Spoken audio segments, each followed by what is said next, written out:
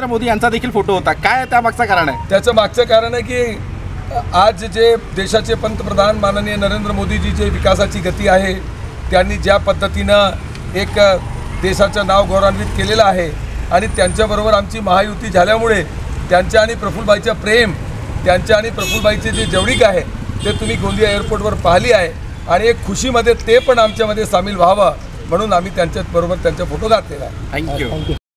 राजूभाई, काय सांगाल? आज प्रफुल्ल पटेलांचा वाढदिवस आहे आणि सोबतच राज्यसभेवर बिनविरोध निवडणूक झाली, काय जल्लोष साजरा करण्यात आला? आज भंडारा गोंदिया जिल्ह्याचे सर्व कार्यकर्त्यांमध्ये जोश आहे. त्यांच्या वाढदिवस निमित्त हे जोरदार उल्हासचा कार्यक्रम सुरू आहे. सकाळी गोशालामध्ये फार मोठा कार्यक्रम झाला. त्याच्यानंतर गोविंदपूर स्कूलमध्ये आम्ही एक चांगला आरोग्य निदान शिबिर आणि जे आमचे तिथे विद्यार्थी आहेत त्यांच्याशी आम्ही एक भेट करून जल्लोष केला.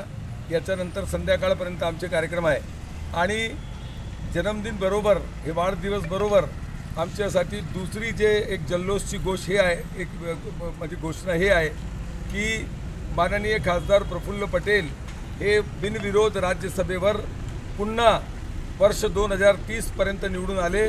हे पूर्ण राष्ट्रवादी काँग्रेस पार्टी गोंदिया भंडारा जिल्ह्यासाठी एक महत्त्वाची गोष्ट आहे आणि हे जे निर्णय झाला आणि खासदार प्रफुल्ल पटेल जे विकासाबद्दल कटिबद्ध आहे, भंडारा गोंदिया जिल्हा आणि पूर्व विदर्भासाठी जे धान उत्पादक शेतकरी, सिंचन, आरोग्यासाठी जे कटिबद्ध आहे आणि आज पूर्ण राज्यात जे राष्ट्रवादी काँग्रेस पार्टी आहे त्याच्या माननीय नामदार अजित पवार बरोबर खासदार प्रफुल्ल पटेल साहेब राज्यात आणि देशात नेतृत्व करतात.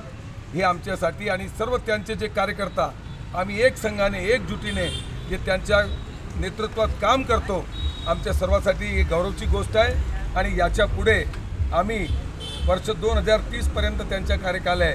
देशाचे यशस्वी पंतप्रधान माननीय नरेंद्र मोदी जी साहेब आणि राज्याचे मुख्यमंत्री माननीय एकनाथजी शिंदे साहेब, उपमुख्यमंत्री माननीय देवेंद्रजी, माननीय अजितदादा यांच्या नेतृत्वाखाली अबकी बार 400 पार आणि विकासाच्या मुद्द्यावर आम्ही महाराष्ट्रात आणि आपल्या दोघे जिल्ह्यामध्ये आणखीन जोशाने काम करणार आणि महायुतीच्या जे कोणी उमेदवार येईल त्याला प्रचंड बहुमताने निवडून आला पाहिजे यासाठी आम्ही प्रत्येक राष्ट्रवादी काँग्रेसचे कार्यकर्ते काम करणार आहे.